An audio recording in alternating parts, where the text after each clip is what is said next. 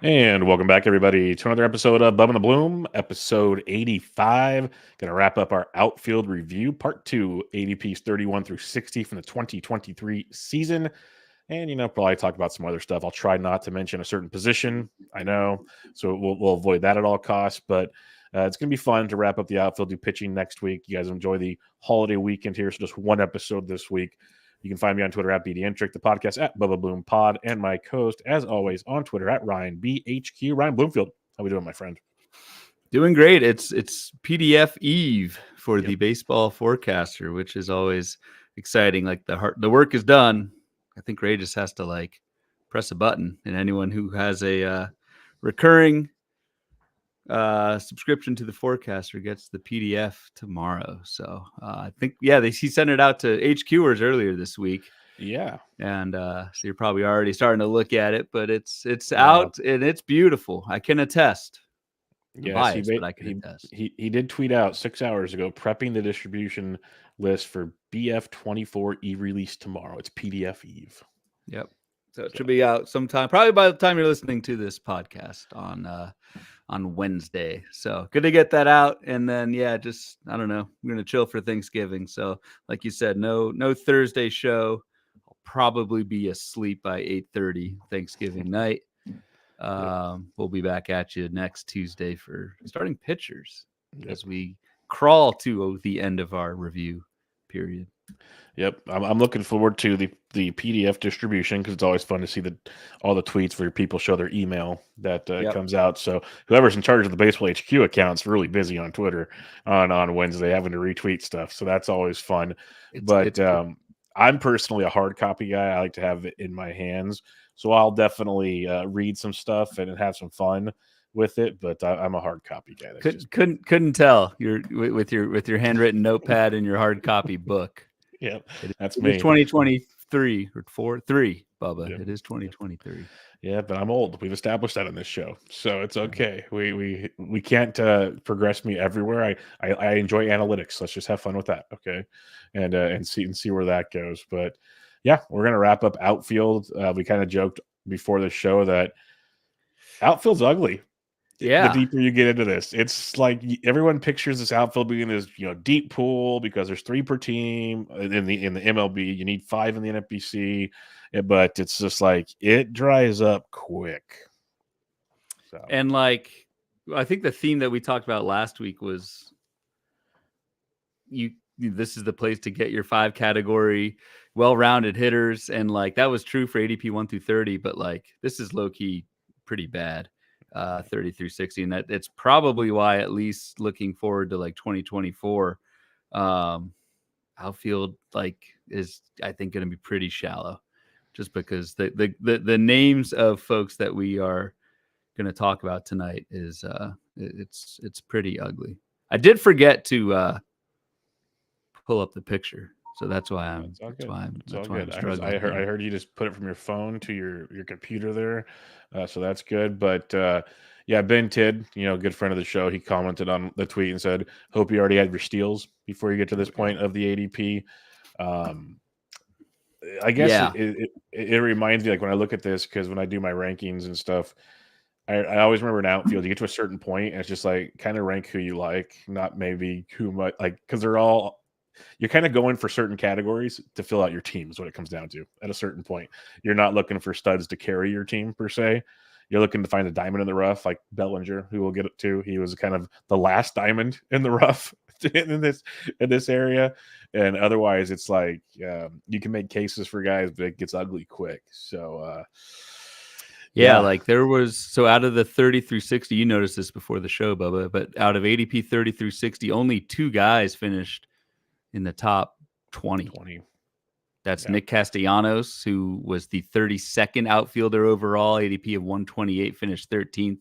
And then obviously Bellinger was the 41st outfielder. Nobody after Bellinger, at least through 60. Lane Thomas, I think, finished 10th. We'll get to him in a little bit. But there were very few breakouts. And as Ben commented before the show, on Twitter, there's a lot of red in the stolen base column as we pull up the bloom board on the live stream / YouTube. There is a lot of red. There's one super green stolen base, and that's Esther Ruiz we'll talk about.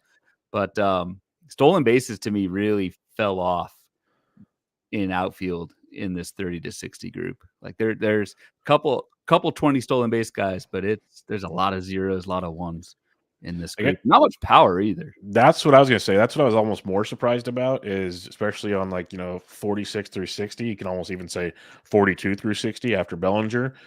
It's mainly like 15 homer guys, a couple that go a little above that, but for the most part, 15 or less, give or take. Yep. And that's why I start saying you kind of, when you rank guys, rank who you like, because a lot of these stat lines are very similar throughout the profiles. And you get a lot of the same players, and you could see some young guys making a boost potentially, or different things, which we'll talk about, of course. But as a whole, it's like 260, 15, 6. Like that's kind of what you're looking at on average, give or take.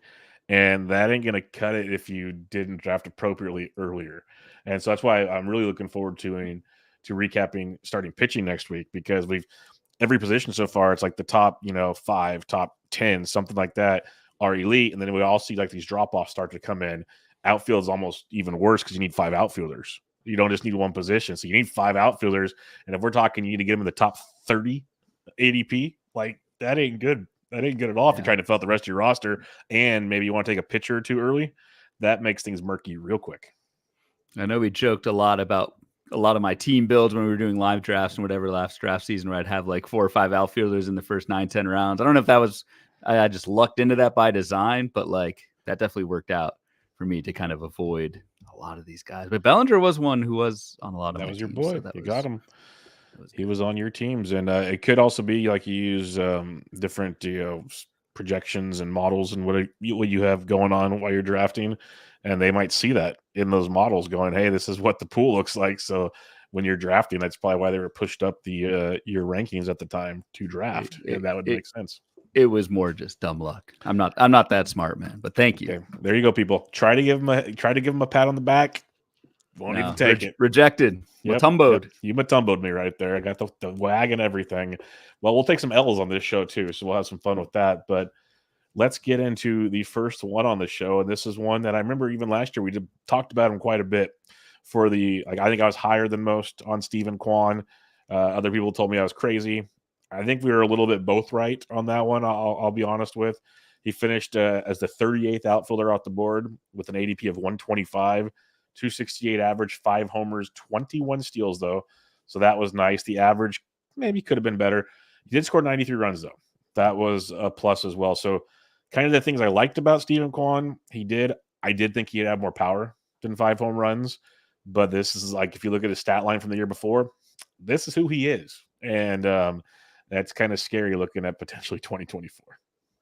I think he got a little bit screwed over in the batting average department. A 30-point drop in batting average for Quan, 298 to 268 last year. Like that was surprising to me. But just looking at like the underlying, like the BABIP was around 330 in 2022. That dropped to league average, which is like 300 in 2023. And Quan is like a super line drive hitter, and he can run. And that combination of line drives and speed, like I would think Steven Kwan, like I would think 268 is kind of a low point for him. And for a guy of his caliber, like for his skill set, if you raise that batting average up 20 points, the HQ expected batting average for Quan last year was at 282. So that's kind of right in line. That 21 stolen base total maybe goes to 25, 26. Those 93 runs go to maybe 100. And you get even more value there. So like, I don't know, Quan was fine. It's just, you knew you weren't getting many homers and you needed to build around that. But going 31st overall, finishing 38th, like, yeah, you want more, but it wasn't a disaster. Yeah, that's fair. It's just that BABIP drop, get on base, and then you mentioned the uptick in the stolen bases that could have gotten to 100 runs also along the way. Yep. I think that was one of my standalone points. Is I remember I had Ryan Roof on the Guardians preview, and he was trying to mention how Quan should benefit from the shift being gone, the way he slaps the ball around the line drives you were talking about, and kind of finding the holes a little better that way. And that would allow for runs scored and everything. So, yeah, that could be a boost. You get, 5 or 6 more steals, 5 to 10 more runs scored, get the batting average up. So now he's helping you in 3 categories. At this point, like we said, as we go through these names, that actually stands out to be pretty nice at this point in the outfield. Compared to like a lot of the dudes we're going to talk about. Yeah, this wasn't too bad. And like he had the key thing with Quan, at least looking forward to next year, is make sure he's in leadoff. He's a compiler, 718 plate appearances. He does like need that to get some of those counting stats up for sure. All right, one of the players that finished in the top 20 actually finished in the top 13 that we talked about earlier. Nick Castellanos, he had an ADP of 128, finished 13th in the outfield. And it was a bounce back year. Hit 272, 29 homers, 11 stolen bases, drove in 106 runs. He was a guy that struggled in his first year in Philly. He was a popular, like, hey, he should bounce back guy. The ADP might not have reflected what some might have thought he should have gone at, but what it ended up being 128 was pretty fair for all things considered, as he looked like the Casty of old, I guess, kind of, sort of, maybe. And then he had a big postseason to top it off. So a nice season for Castellanos. It is, and I mean, I won't talk too much about Castellanos, like in particular. This is just one of my like, I don't know, my picks to knit is we always just focus on when we're doing player evaluations in draft season. So starting up now, we focus so much on the previous year. Nick Castellanos, like, yes, 2022 was a down year on the surface. It was also a down year like from the skills as well. So like, Castellanos had a 7% barrel rate in 2022. That's not very good. But the years before that, 10%, 10%, 16% in 2020, 10%. Skills can fluctuate just like results can. And I think Nick Castellanos is kind of like the poster boy for somebody who has a proven track record, who just had a down year. I mean, sometimes that happens. Like a strikeout rate goes up or a barrel rate goes down. But if you focus too much on just last season and you don't focus on the track record for some of these guys, I think that can be a blind spot. In Castellanos' case, I mean, that's a perfect example of what happened. He basically just snapped back to the guy he was pre-2022 last year. And I think, it was just a down year in 2022. So, yep, I'm with you on that one. The next one, I don't have a whole lot to say because anybody that's listening to any sort of content I have provided in the past knows my thoughts on one Christopher Bryant. And this is where I take the big W on this one. It's not challenging. It was simple. I'm just going to take pride in this one because 233, 10 homers, 0 stolen bases, finishes the 148th outfielder in his first year in Coors Field. And I will fade him for the rest of my time. Pain. I'm taking the L. You did the W. I did the. I'll do the L. It was the Tout Wars draft where I think it was like the 8th and 9th round turn. I took Chris Bryant and Giancarlo Stanton. Wow. And I finished second in Tout. And that's somehow amazing that I did that. Yeah, it is very amazing. Guys. That's the power of having IL spots. Yeah, I did have unlimited IL in Tout, but still to go Bryant and Giancarlo. Yeah, just terrible. I don't know what, I mean, Bryant, like, yes, it's injury related, but like, I mean, does it go away? I mean, a lot of the stuff that he has is stuff that lingers. He lingered all last year. He'd come back for like a couple of weeks and have to go back to the IL. It was like one back injuries, wrist injuries. It was always something. Yeah. So. Hand, heel, plantar fasciitis. That's like the ultimate injury that never goes away. So it's just hard to, hard to predict what he's going to do next year. Yep. Not good, Bob. What is good, and this is where, like, Quan, we talked about kind of underachieved, could take the next step. Seiya Suzuki's a fun one to look at going forward. He was the 34th outfielder out the board, finished 32nd at the position, hitting 285 with 20 homers, 6 stolen bases. Started the year late because he was coming off an injury, kind of battled it early in the year, and it really showcases because if you look at his first half, second half splits, first half hit 259, second half 313. He hit 13 of his 20 home runs in the second half of the season, scored 47 runs, stole 5 of his 6 bags. Like, the second half was a phenomenal season or part of the season for Seiya Suzuki. And, the optimism is you have to think that's kind of the guy he is, which would make sense. So we kind of take a grain of salt with the overall production, I think, from Seiya last season. He's going to be a polarizing dude. Like, just from some chatter and things that I've seen on Twitter, like, there's going to be a lot of Seiya Suzuki stands and a lot of guys that don't like him. I had Suzuki I had his box in the forecaster, and I'm glad you brought up the first and second half splits, Bubba, because he was hurt in first half. He missed the first 2 weeks of the season with an oblique, and he had some like neck issues in June. After August, like this dude was awesome. I think this is someone who could repeat in batting average, hit 285 again, but go 25 homers, 10 steals. I think Suzuki, if he's healthy and he finished the season healthy, which is always important for me, in a pretty good lineup. I think what we saw from Suzuki, from a healthy Suzuki in the second half, no, he's not going to hit 319 or whatever he hit in the second half, but I think that type of pace expectation is reasonable going forward, just with a few less hits. Yeah, he had a great hit tool overseas, and we were kind of expecting that to come over. That was year 2, and Ha-Seong Kim actually came out in an interview and said he finally got comfortable with the culture in America and everything. That's why he started playing better last year. It's common sense stuff. I think some people, myself, others, maybe don't take it into deep enough account with some of these players. That there's a reason why a lot of like Japanese players go to the same teams. It seems like out the gate, because there's a culture there. Like Kim's already trying to bring in the other guy from the KBO that's coming over right now. I forget, like I think it's Yamamoto. No, the outfielder, the center fielder. Oh, the outfielder.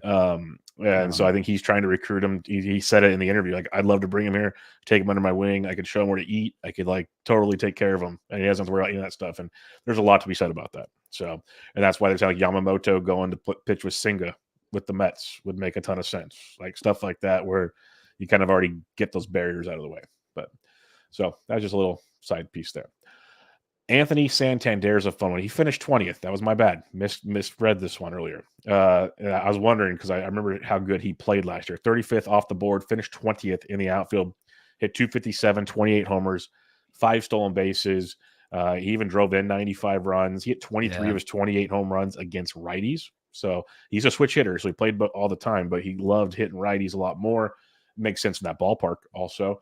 But the one thing I want to mention is he's the one that the steals aren't there, obviously, but he surpassed Cedric Mullins as the main outfielder in that situation.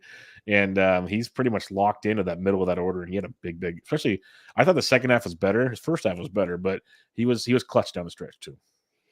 Yeah, he was. The big thing for Santander was like he'd always been kind of a batting average suck, but you get 257, like that's not bad. And then he almost volumed his way pretty much to this 95 RBI and 81 runs. Like that matters a lot on an Orioles team that I think should probably be even better in 2024. So I don't know if Santander hits 260 again. I still feel like this is more like a 240 guy. The strikeout rate went up quite a bit, and he just hits so many damn fly balls, 50% fly ball rate. And Bubba, you mentioned the ballpark. Like as a switch hitter, he is hitting lefty more often than righty, but still that could definitely hurt and continue to hurt him. I think he has like 40 home run power in a better park, but I think 30 maybe Santander's cap. I believe he is first base. No, he's not first base. He was in season first base, but yeah, only played 12 games there. So yeah, because that's when Ryan O'Hearn showed up to take that away from him. So Ryan O'Hearn's lasting legacy for fantasy baseball. And I'm looking at ADP for 2024. He's the 31st outfielder off the board. He's going 15 picks after Cedric Mullins. So he was 35th. All right. So this is remember when I totally botched my Christian Yelich ADP thing last week? So Santander was drafted 35th coming into last season, finished 20th, and now he's only going 31st. So we only raised like 4 spots. Yep. So maybe they're getting the Yelich treatment. I'm not saying, I mean, it's a different player, not going to get the steals, but it's just someone that similar to Yelich last year. It sounds like the market is not rewarding Santander for what he did last year. No, they're not believing that the batting average bump. The 36th outfielder out the board, finished 47th, is Andrew Vaughn. 258 average, 21 homers, 0 stolen bases. He has 1 stolen base in his 3 seasons in the bigs. Power's gone up. He's also played more games each year, so it's kind of the same. I think we kind of talked about him briefly at first base, possibly, but he's outfield. He's outfield only now, and this might be who he is. Yeah, I think that's kind of what we talked about at first base with with Vaughn, it's just like you expect someone who was the 3rd overall pick to take a step, and he still might. Like, this will only be Vaughn's age 26 season coming up, but like everything I see that we've seen in the majors from Vaughn just looks like I don't know, not a bad player, but I don't really see a next level. Like, there isn't anything that sticks out in terms of like a plus batting average or honestly even plus power at this point. You're just kind of getting average at both. And again, that's not bad, especially when we talk about some of these names further down. But yeah. Yeah, it was rough. What else was rough was the next outfielder off the board. And that was when Hunter Renfro, 37th outfielder, finished 79th, 233, 20 homers, 0 steals. And you just look at the quality of contact metrics, you look at a lot of factors, it all dropped. First thing that comes to my mind was he playing hurt a lot this season. He even went to Cincinnati where we all got excited, and he ended up getting released, I believe, or he got cut in Cincinnati. Like, didn't even work out there. It was just a bad season for Hunter Renfro. And I don't know if it's going to get any better because he's only going to be 32 this year, so he's not that old. Yeah, I just wonder, like, I don't know. He's getting up there for someone that doesn't run, doesn't hit for average, like has some power. I just wonder if he becomes just like a platoon bat. One of the pieces of research that's coming out in the Forecaster, and Renfro is actually part of this essay, is how lefty righty splits can deteriorate pretty quickly when you get into your even low 30s for guys who don't run. And Renfro, I worry that he's a short side platoon bat. Like, he somehow got 548 plate appearances last year.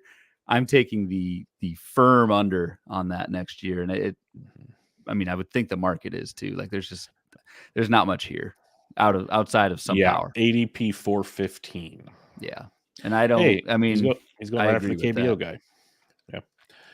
Who is the KBO? Who is the mysterious Lee? That's who I thought it was Lee. That's what I said. I think it's Lee. Jung-Hoo Lee. Okay, we solved that.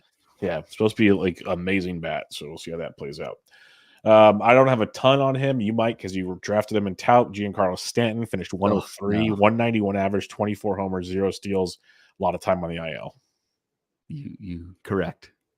I'm still licking my wound, so we'll move on. Okay. Ian Happ's a fun one, though, because he finished 25th overall at the position. And we've seen this like progression with Happ. It just depends on what he wants to do each year. He ended up hitting 248, 21 homers, 14 steals, scored 86 runs, drove in 84. Very good season. Amazing OBP skills. Quality contact was really good. A couple years ago, or last year, the year before, 2022, the average went up. The power kind of fell off a bit. This year, the power dropped, or the average went down a bit. The power came back up a bit. Just kind of depends on who he is. It feels like what he wants to do in the lineup, where he's hitting the lineup. But as a whole, I think it's a very good season. It's kind of what you want from him as a potential 2020 type guy. And I think we saw it last year. And another guy who, I mean, the Cubs, like, it was like Happ, Swanson, Bellinger was playing every day. I mean, Bellinger was hurt a little bit, but the Cubs stick to their guys, and Ian Happ was absolutely 691 plate appearances. Like, a lot of this was volume. It was interesting. You kind of mentioned, Bubba, that Happ has kind of like changed who he is in recent seasons. The gains that he made in strikeout rate, the improvement that he made in strikeout rate in 2022, that completely held in 2023. Yet he lost like 25 points of batting average, going down from 271 to 248. I could even see Ian Happ, given that he held those strikeout rate gains for 2 years now, I could see that go up. And similar to what I was talking about with Quan at the top, if that goes up, everything else in the skill set kind of just compiles with it. So Ian Happ's just one of those guys, like, not many people talk about. He's not that exciting, but put together a pretty damn productive season, finishing 25th and being drafted 39th. Yeah, it was a very, very nice season for Ian Happ. So we'll see how the market views him going forward, because he has a fun name. 150 is not bad, right behind TJ Friedl, who we'll talk about here pretty at the end of the show, actually. Again, 150. So he only improved 4 ADP spots after that year. Not a lot. The outfield is kind of people's hang out with the outfield. That's what I've said. I think I don't know if we were on the air when I mentioned it. Might have been we were off air. that it's hard to get those early outfielders because you all your other positions now you kind of get stuck in this part of the draft where they seem to just revolve in this 150 to 250 range of outfielders. So it's tough to change it. Is what I'm trying to say. Yeah. Brandon Nimmo, 40th outfielder on the board, finished 30th overall, hit 274, 24 homers, 3 stolen bases. Power went up. Average was the same as last year. Didn't score as many runs. Back-to-back seasons of 151 or more games, which was my big bugaboo with him going into this season. Overall, pretty good, but I think you'd want more out of a leadoff hitter, but that's just me. Yeah, he's kind of one of those like weird leadoff hitters that doesn't run, kind of like a Schwarber type without the Schwarber power. Great OBP. Like in OBP leagues and points leagues, Nimmo, you get a 363 OBP across 682 plate appearances. Like that is awesome. But from like a roto standpoint, I mean, this is kind of who he is. The if you were expecting or at least just hoping for the stolen base rules to help the stolen base total, did not happen. And that's kind of where I definitely agree with you, where like a leadoff hitter getting 682 plate appearances with just 3 steals. Like that's tough. That's tough. Brandon Nimmo with like 10 steals is a lot more impressive to me, attractive to me than what we're seeing here. So I don't really see another step forward for Nimmo from what we saw in 2023. A good year, but I don't know how repeatable. Yeah, I only see steps back when it comes to Brandon Nimmo. That's what always scares me on draft day. Now here's a big L for me. Cody Bellinger. He finished 7th at the position, 41st off the board, hit 307, 26 bombs, 20 stolen bases, which is a career high. First, the most home runs he's hit since 47 in 2019. Just an amazing season. Somehow didn't get to 100. 100 was 95 and 97 runs and RBIs. Strikeout rate was insane.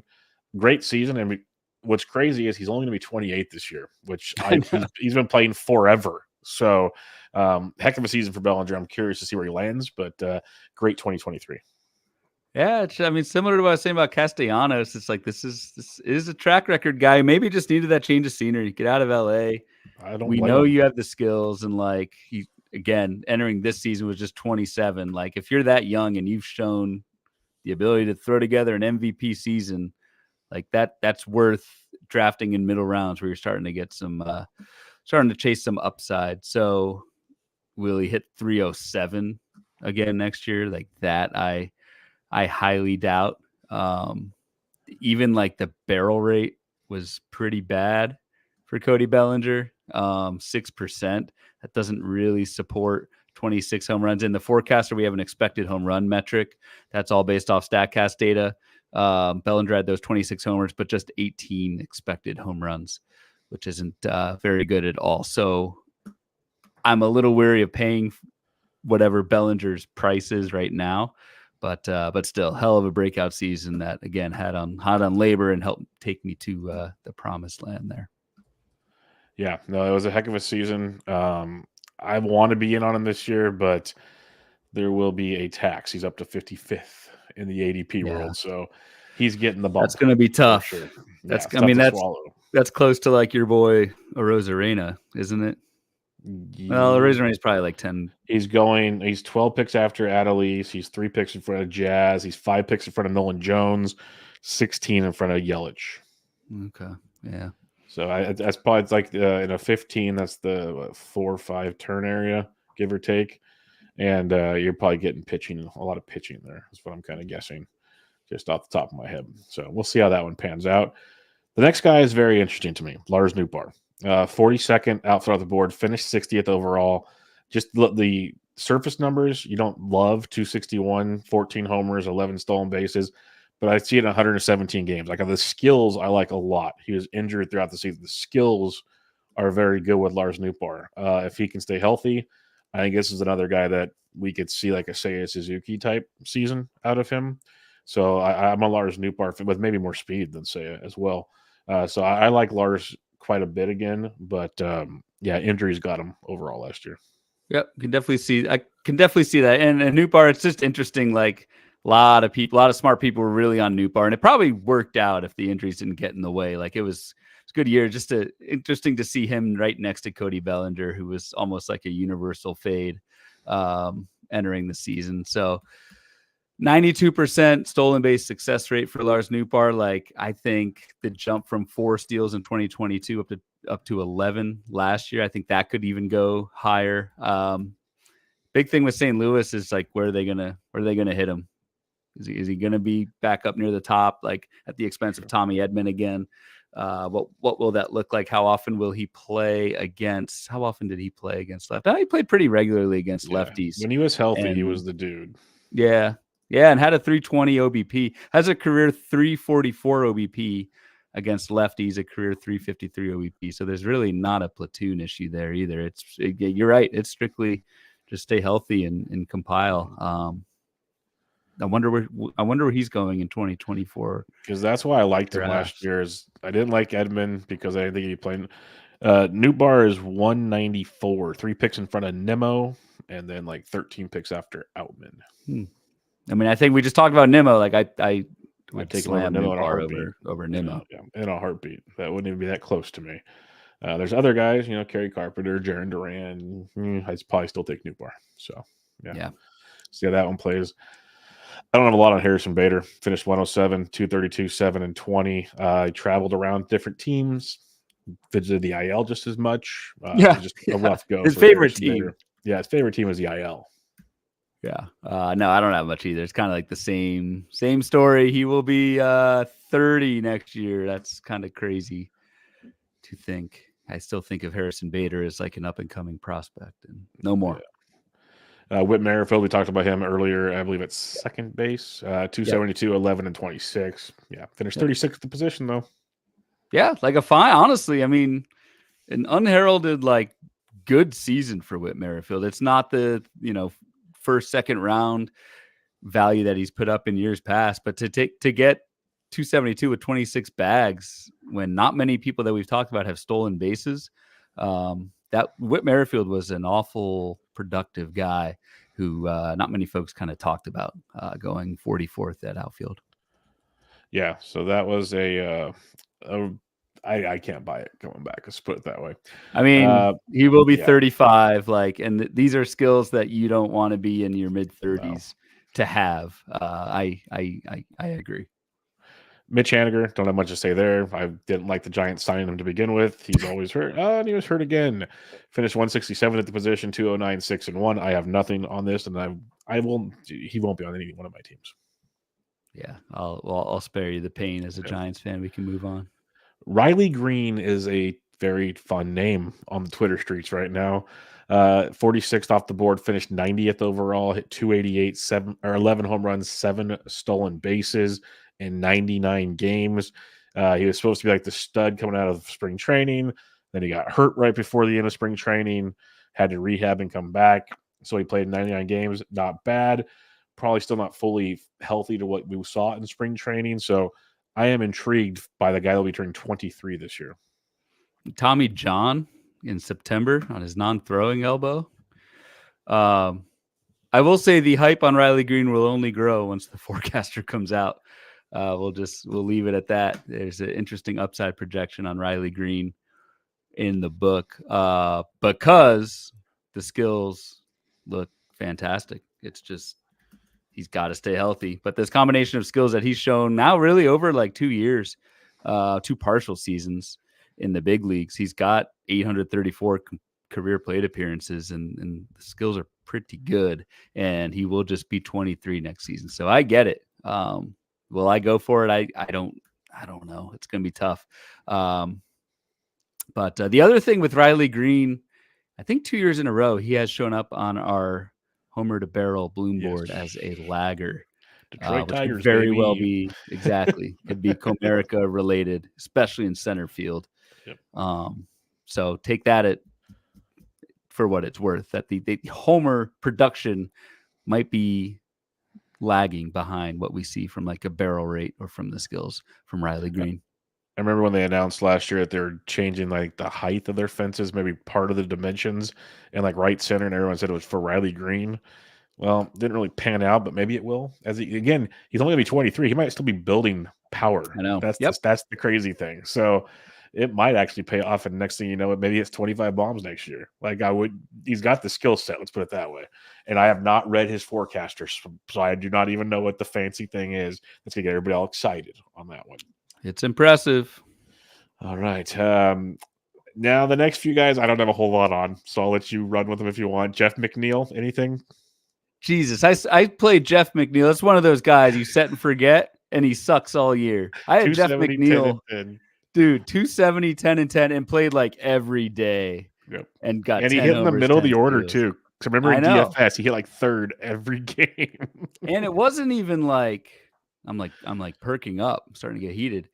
270. I think he was even not lucky to get 270, but it was bad for a while. Yeah, he hit 258, McNeil, in the first half and somewhat salvaged it. But the first half for Jeff McNeil, and I remember this because I was looking kind of the All-Star break and like evaluating my teams. Jeff McNeil hit 258 with 3 homers and 4 steals.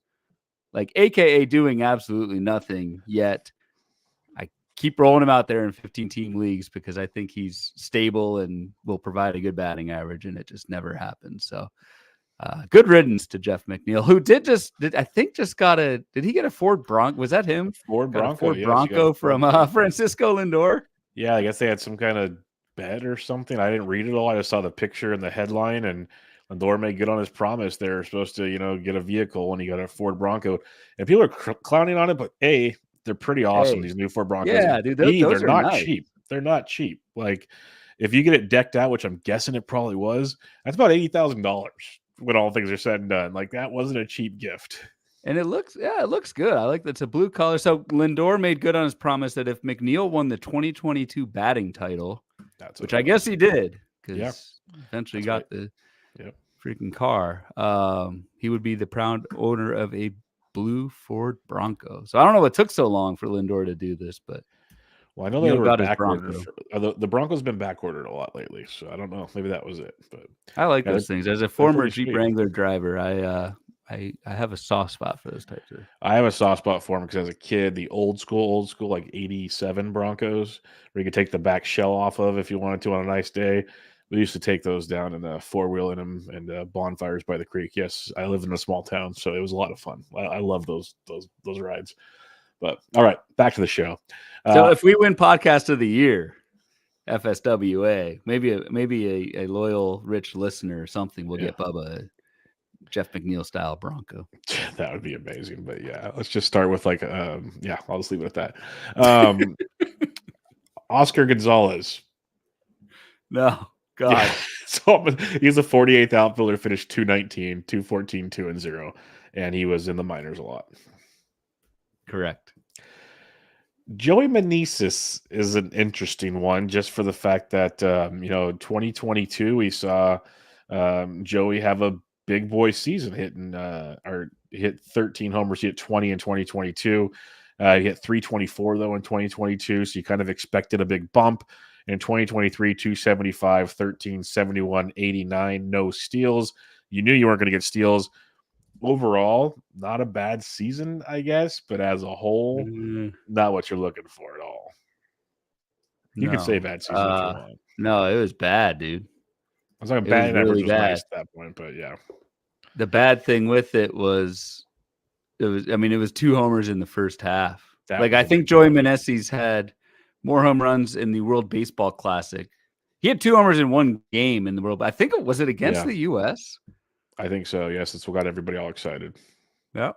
2 homers in one game, and then 2 homers in the first half. And so, yes, things turned around in the second half.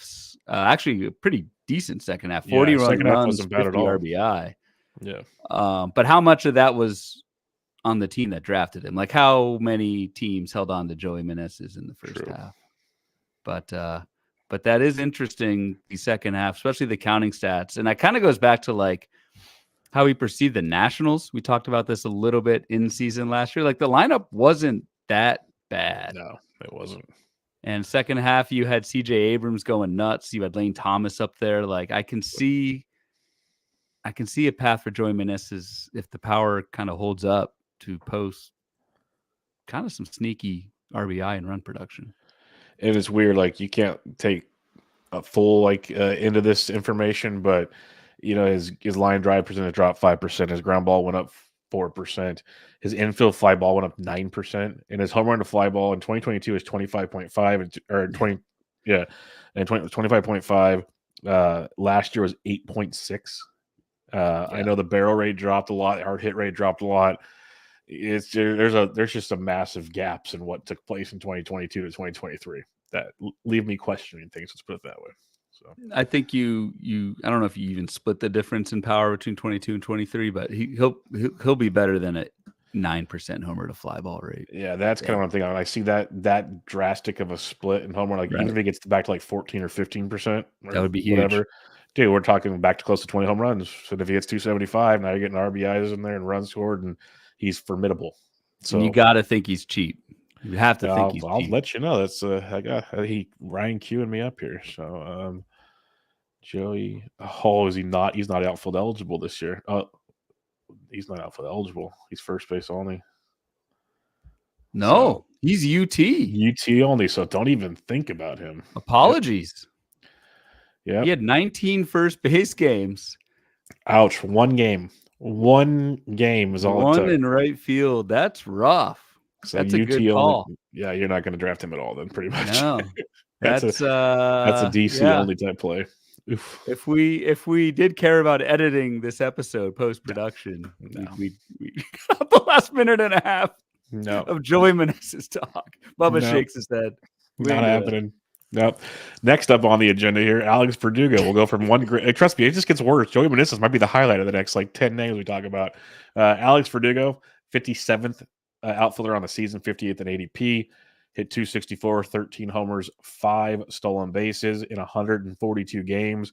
It's who he is. That's all I'm going to say. Yeah, I mean, this is exactly who he is. Each of the last 3 seasons, Verdugo's had over 600 plate appearances. Each of the last 3 seasons, Verdugo has 13 homers or less and 6 steals or less. This is who he is, and I don't really see any change going forward. Jordan Walker. Now, this is a fun name. We talked about it skyrocketing. It was the 51st outfielder out the board. Finished the year as a 69th outfielder. Hit 276, 16 home runs, 7 stolen bases. Much better in the second half. He had 271. Actually, probably about the same, actually, in the splits if you look at things. But it was just a wonky, minor leagues, backup, minor leagues, whole weird season for Jordan Walker. But you had a funny thing. I think we talked off the air about Jordan Walker. So what do you have on what do you think about Jordan Walker? Let's put it that way. Well, no, yeah, because we talked about Walker on the third base episode. Maybe that's what it was, yeah. And I kind of mentioned, and actually, so Mike Gianella, I was talking with him a little bit after that show, because Mike was at First Pitch Florida, when I referenced that 2-homer game that Jordan Walker had, and Mike was saying that the balls are flying out of the stadium that day. Now, I remember on the third base episode, I was kind of not heaping the market, but I was like, Jordan Walker had a great spring training, really drove up that ADP, and don't take spring training stats for, really for anything. Turns out Jordan Walker was terrible in spring training. He had that 2-homer game. He had 3 homers the entire spring training. So he only had 1 more home run outside of that. He had a 299 OBP in spring training. So goes to show what I perceive that spring training to be, but I don't know. Yeah, we talked about in the third base episode. I could easily see this breaking out. This is a top 5 prospect. This is someone who's in his age 22 season coming next year, but we just haven't really seen it at the MLB level. The defense does actually need some work. I know that's a kind of butt joke to send guys back down, but it's kind of true in his case. Yep. And you have to pay for him, 127 ADP. He's going on a lot of really good outfielders now. That's early. That's earlier than I thought.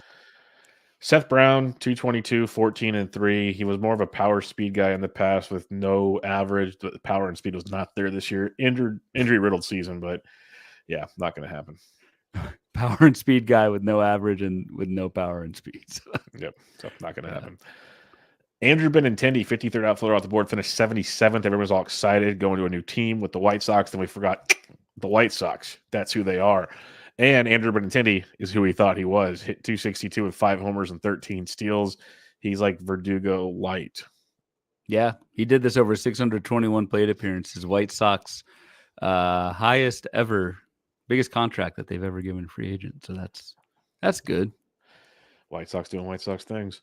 Ramon Laureano, 54th outfielder, finished 124. Like he started the season like he was suspended for PEDs, and then he came into the season, and then he got traded, and he was hurt a lot, and it's a revolving door with Laureano at 224, 9 and 12.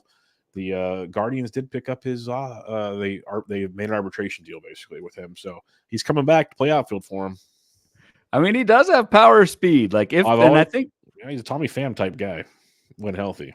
Yeah, like I don't think the batting average is ever going to be there. Basically, he hit 288 in Oakland back in 2019. Happy fun ball years, never hit over 250 since then. But like re-upping with the Guardians is probably the best possible. Like they'll play the guy. I mean, they did at the end of the year, and like the names we've talked about, I would take Laureano's homers and steals over the last 10 names that we've talked about. Maybe except for Riley Green. So I can see a path taking Laureano. It's just like, I mean, he's hurt all the time or suspended or both at the same time. That's even possible. If you have not looked, can you guess his ADP? I'll say like 320. 511. Oh, wow. Yeah, I'm in. I'm in too, 100%. Like he's going around Yastrzemski, Grichuk, after Adele, Trent Grisham. Like, yeah, I'll take my chances with Laureano. Sure. 100% on that one. Wow, I didn't realize it was that late. That's wild. Here's a fun one though. Lourdes Gurriel Jr., 35th outfielder on the season, was drafted as the 55th outfielder. Hit 261, 24 and 5. Came over in the Dalton Varsho deal with Gabriel Moreno. Definitely the D-backs so far have won that deal. Obviously, a lot can change, but Gurriel is a free agent this year, so we'll see where that goes. But he had a great season with the D-backs. The power came back from 2021, which is what we kind of wanted to see. And just the overall production, 5 stolen bases, second most of his career. The average is kind of who he is for the most part. Maybe could be even better in the past, as BABIP sucked this past year. So I think there's a lot to like there. He's only going to be 30 years old. Yeah, nice bounce back year for Lourdes, who in 2022, he was kind of the poster boy for playing with a hidden injury. Remember, he had this, I think he had like one home run the second half of 2022, then revealed after the season his wrist was messed up and he had surgery on it in October. And sure enough, power snapped right back to what we were used to seeing from Lourdes Gurriel in Toronto. So yes, watch the landing spot, but I also agree with you, Bubba, on the batting average. The track record there is a lot better than what we saw, and the BABIP track record is a lot better than what we saw in 2023. So I could actually see Lourdes Gurriel repeating the home run total, but also doing it with another 20 points of batting average, which would be pretty sweet at a stage where outfield looks to be just falling off a cliff. I think I could foresee the D-backs bringing him back. Like he was a favorite in that place with his purple hair and everything on that run. You could see the purple hair from your from my seats. From your seats. Yep, it was very clear. So I could see them bringing him back. That was kind of a good fit with that whole situation there. It helps when you go to the World Series and all, but it was a good fit. Yeah. Esteury Ruiz finished 31st the position. Thanks for 67 stolen bases. 254 average, 5 homers might be more than most people would have thought was coming from Esteury, to be honest. We knew he's a speed demon. The conversation was, could he get on base to do it? He did. He did pretty darn good, all things considered. You'd hope for a better than 309 OBP from a speed guy like this, but I think this is almost, you don't want to say you could pencil this in, but with the steals environment that we have, I think personally this is who he is, but I don't know if I want to draft that. I'll tell you that much. Yeah, like there's a major divide here between, I think, what the valuation spits out for 67 stolen bases and what actually is practical on your team. And so like what I mean by that is I had Esteury Ruiz in actually the too early draft that we did this year, where I had drafted Ronald Acuna, like 5th overall. I had drafted Ruiz late in the 20s. By mid-season, I was ahead in steals by like so much. I think 30 bags, to where Esteury Ruiz had no value to me at all. And this was the case on teams that had Ruiz as well, and especially in leagues where you can't trade or you even can't do like fab moves. Like and this is like, so on a lot of teams, yes, Esteury Ruiz had 67. I wonder how many of those 67 bags were actually useful to the teams that Ruiz was on. Like, because for my team, I know, just saying, finishing first in steals, like Ruiz could have stole 20 bases. It would not have mattered. And so that's just like, I don't know, that's just an example. And no one really cares about my team, but I think that's a good example of like how with these kind of extreme outlier category guys, I mean, this is Billy Hamilton, like, you're screwed if it doesn't hit because you build your team around Ruiz getting 60 bags or whatever. But there's also risk that you can overshoot a category by a lot. And so basically any excess that you get in a category that you finish first doesn't matter. And so like, I bet for a lot of teams that had Esteury Ruiz, like anything over 30 steals, you may not have even needed it. So I don't know. There were weeks where I just wasn't even playing him because I didn't need steals and he doesn't do anything else. Especially when he had less than 50 runs and 50 RBIs. Like, he's doing nothing else for you. Like, he's just a literal glutton in your lineup, because it's the same thing. Like you mentioned, like McNeil and other guys in the past, people are probably still starting them too. That's the thing. Because it's like, I want all the steals, but you really didn't need all the steals, like you're saying. So I think in a trades league, he's probably fun. You could probably draft him early, rack up your steals, trade him off for somebody, like get a power bat or two or a pitcher or something. But in NPC, it's tough. Very, very tough. Yep. So I was saying frequently, I wish I could trade Esteury Ruiz in a draft and hold, which against the rules. That is definitely against the rules. Michael Conforto was the 57th outfielder off the board, finished 81st, 239, 15-4, played in 125 games, was hurt off and on. If you've heard that before, shocker. Yep. It just sucks because when he was healthy, like you could tell when he came off the IL healthy, at least healthy-ish, he played well for like a week or two, then he get hurt again. So that's where we're at. Agreed. Brian De La Cruz. Now, this is interesting because he finished 2022 like on a heater. And then there's discussion was, would he make the team? You know, they were talking about Jesus Sanchez and other guys. De La Cruz was the 51st outfielder overall, according to the Razzball Player Rater. 259 average, 19 homers, 4 stolen bases.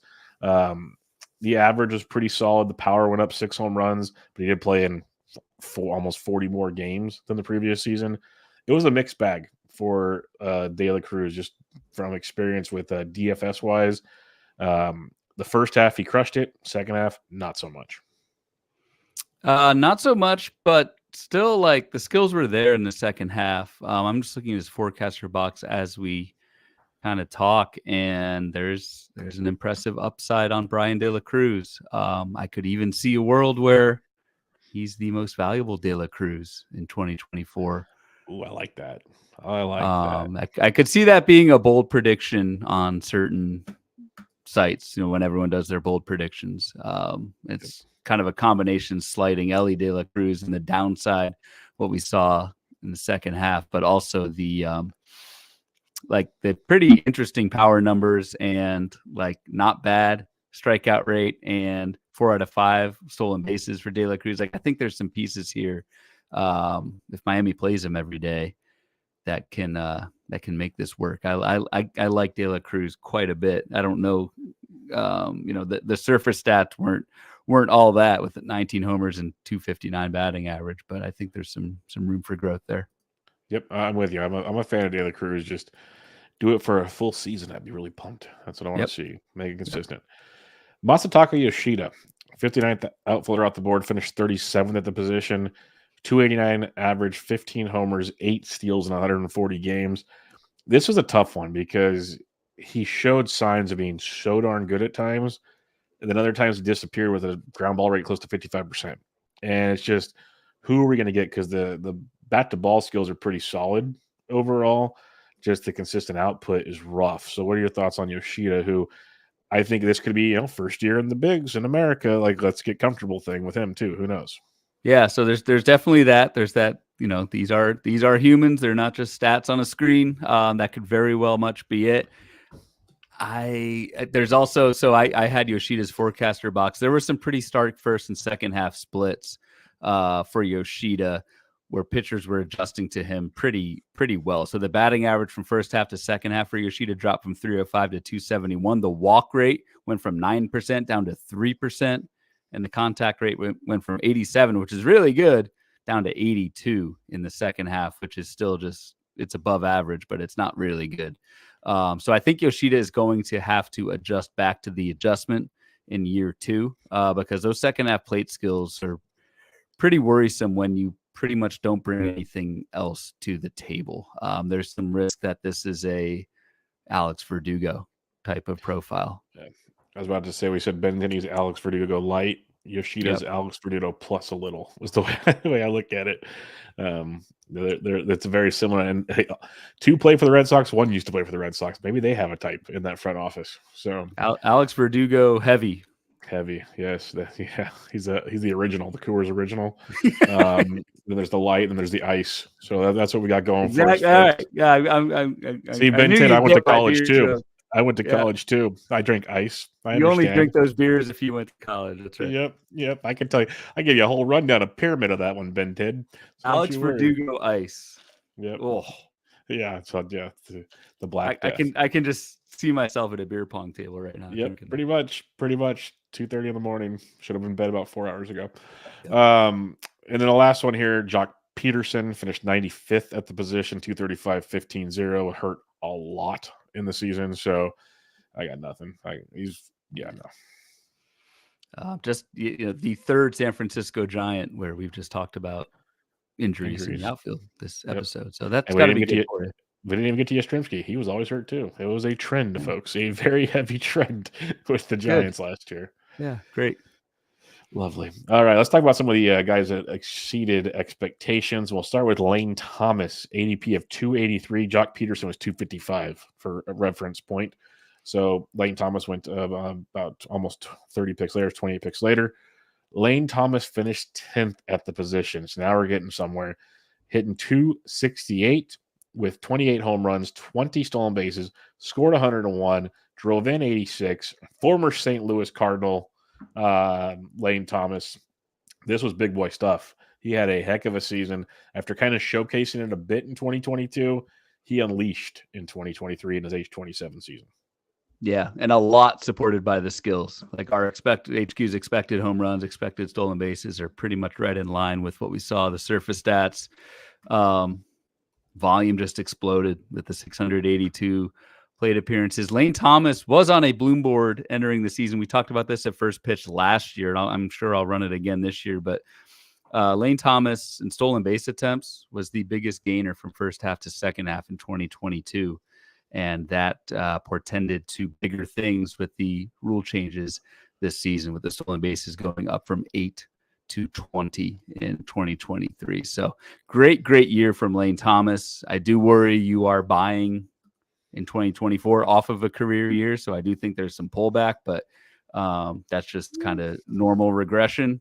But yeah, great year. And if he continue, I mean, we talked about the Nationals lineup already. See, we should not delete the Joey Maness's commentary. John, yeah. It ties into Lane Thomas. That lineup is it's all professional podcasting, Bloomfield, so we don't delete things.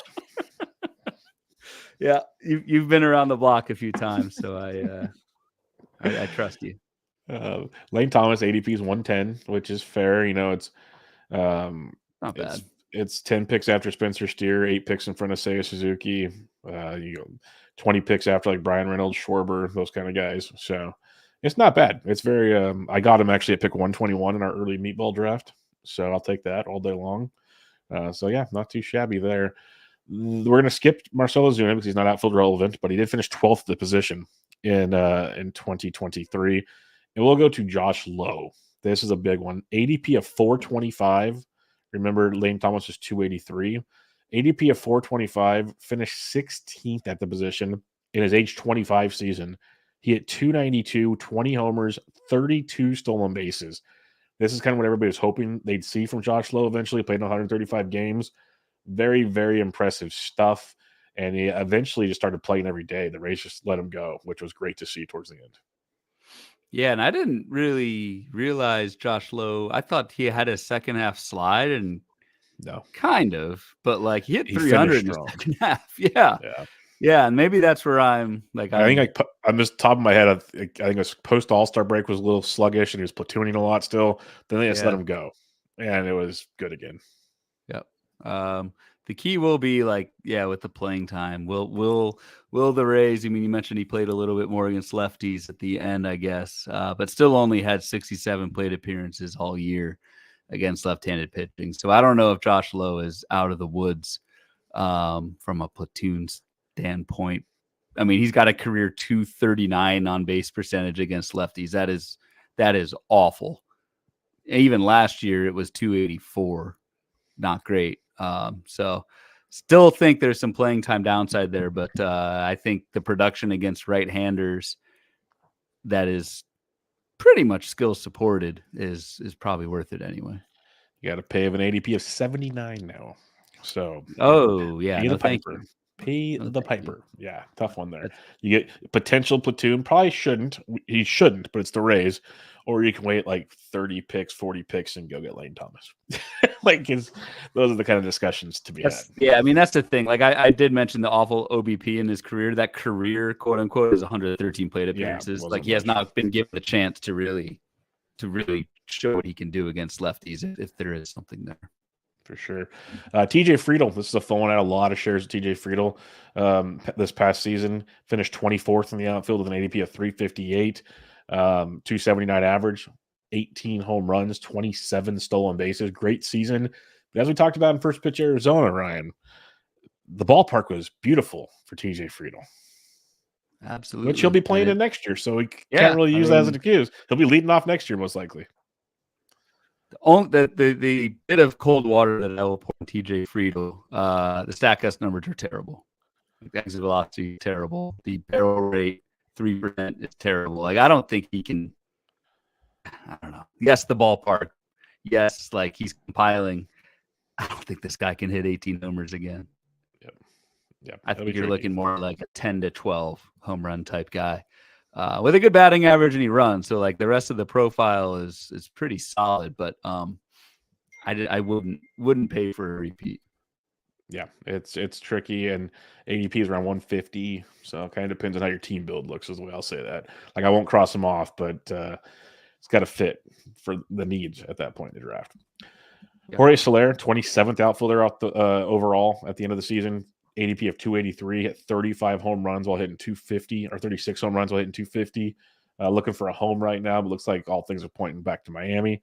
Any thoughts on Soler, kind of who we thought he was? If he can hit 250 every time, I'm if you need power late, I'm a fan. Yeah, like we knew the power would be there over a full season of at bats. The 250. I don't know if he gets there again. He did improve the strikeout rate in 2023, so there is that. But like this is a guy the previous 3 seasons hit 07, 223, 228.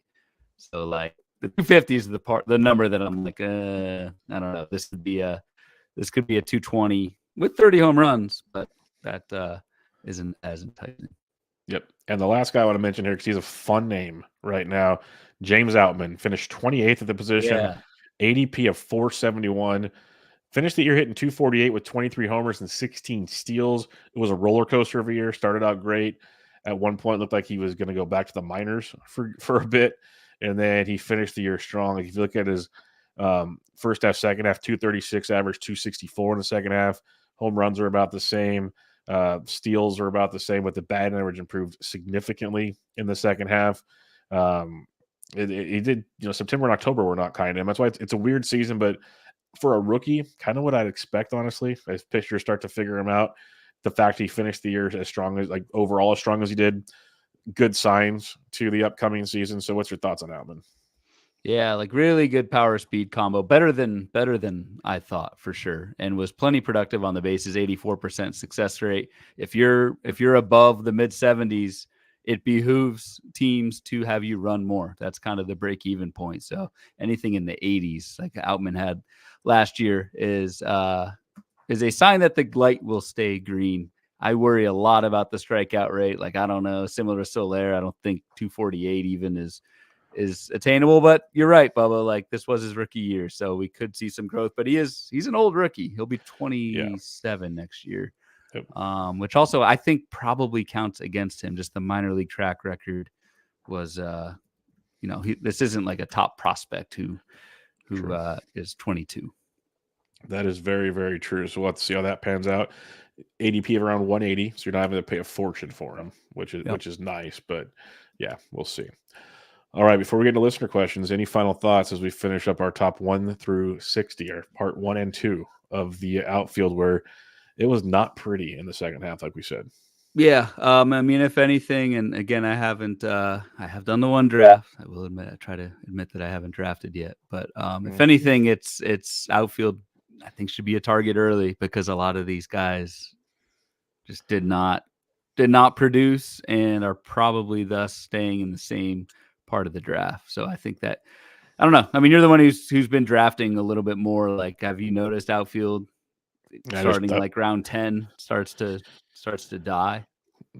Kind of, but it's like I said, I think earlier, is they're all going around this time still, because you're taking other positions. Like, you have to fill your other spots up. You can't. Not everyone's going to 5 outfielders early, so it's it kind of has to be a strategy. If you're comfortable with other positions later, go get your outfield, would be my suggestion. But it's hard, because you want to get good pitching, you want to get a closer, especially in these early drafts. They're drafting holds, so pitching, like, closers go up some more, kind of, and it just leaves kind of a gap of things. And we even said on some of these guys, everyone's going to still be optimistic. You mentioned like Bryant de la Cruz, Lourdes Gurriel, maybe Ramon Laureano. Like, there's a handful of guys you're thinking, Riley Green, I can wait on these guys, is the idea. And and then when you don't get them, now you're stuck with someone else. Alex Verdugo. Both, and his ice and light counterpart. His ice and light, yes. So you can do them all. Have some fun with that. All right, let's take our one listener question, which I think is like a multiple parter. Like I mentioned Ben Tidd's comment earlier, which was very, very true about the speed. Thomas Travato comes at us with a couple questions. Who are the outfielders who finished 30 through 60 in 2023 that we should push up to expect a 1 through 30 performance in 2024? So I think, Cody Bellinger is the obvious answer. That's the easy one. I will throw Seiya Suzuki. That'd be the next guy for sure. I think I'd be most confident, even more so than like Castellanos. I think if Seiya Suzuki stays healthy, what we saw from him in the second half, from a healthy version of him, that would be my choice. Wouldn't be surprised at all if it's Riley Green. Like if that starts to just click, that could happen at any time, despite the injuries. I don't know. Lars Neal would be the other guy. Lars Neal would be the other guy if he stayed healthy. Yeah, leading off. Yep. I could definitely see that too. Yep. Yeah, a 2015 guy that scores close to 100 runs leading off. Like, I could see that. That could be a thing. But yeah, it's Green and Seiya will be the top two probably. But yeah, it's a little rough elsewhere. Yeah, Lourdes, like you're going to say, I think he almost was top 30 anyways. So that could be it. What about Jordan Walker? Like taking the Jordan Walker jump? Yeah, just because you're. We're leaning heavily on the prospect pedigree there, but could see it. All right. His other part of his question: who will have a better 2024, Yoshida or Suzuki? And why do most people think it's Suzuki? He had a hot month against inferior opponents down the stretch. Well, we will think it's Suzuki. So. Guilty. For the reasons we've laid out. Yeah, I guess my comp from of Yoshida to Verdugo would cement that in. So I'm definitely Suzuki. Like, I think it's, honestly, I don't think it's that close between the two. I'm with you. I think it's Team Suzuki for me as well.